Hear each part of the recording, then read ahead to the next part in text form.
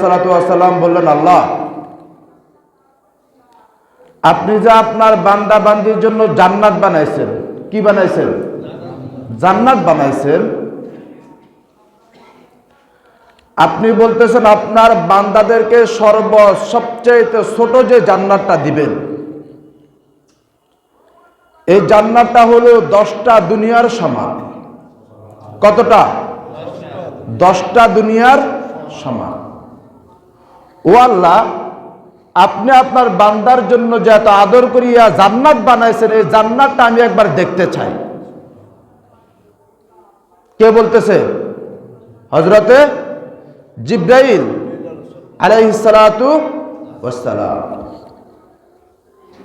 আল্লাহ তাআলার মনোনীত যে কয়েকজন ফেরেশতা আছেন, তার মধ্যে অন্যতম একজন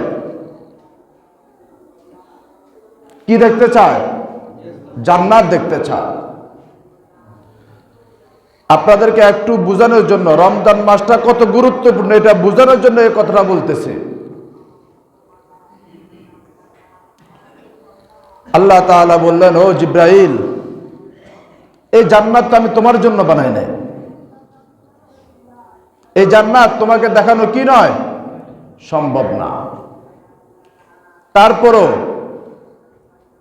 আল্লাহ পাক রব্বুল আলামিন যেহেতু রহমানুর রহিম, আল্লাহ তাআলার অনেকগুলা দামি ফেরেশতার মধ্যে অন্যতম ফেরেশতা হইল হযরতে জিবরাইল আলাইহিস সালাতু ওয়াস সালাম। যখন আল্লাহ তাআলার কাছে কাকুতির সুরে মিনতির সুরে আবেদন করলেন, আল্লাহ তাআলা বললেন, ঠিক আছে, যাও, তোমাকে আমার জান্নাতের এক পাশে ছেড়ে দিলাম, তুমি যাও, জান্নাত ভ্রমণ করে আসো। কি করে আসো? জান্নাত ভ্রমণ করে আসো। কেমন ফেরেশতা ছিলেন? যে একজন ফেরেশতার 50,000 পাখা থাকে। কতটা পাখা? 50,000 পাখা থাকে। এমন ফেরেশতাকে দিয়ে দিলেন, যাও, তুমি জান্নাতে ঘুরে আসো, জান্নাতের এই প্রান্ত থেকে ওই প্রান্ত দেখে আসো, আমি কেমন জান্নাত আমার বান্দার জন্য বানাইছি। কি জান্নাত?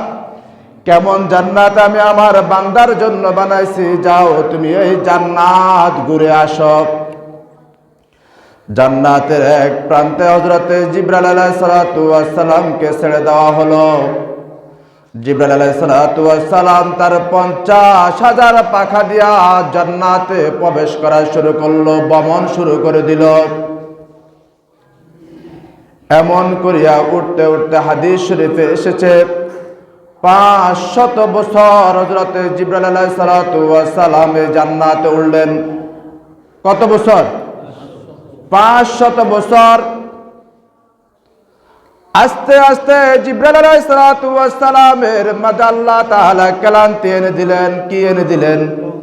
ক্লান্তি এনে দিলেন। এনে দিয়েছেন কে? আল্লাহ।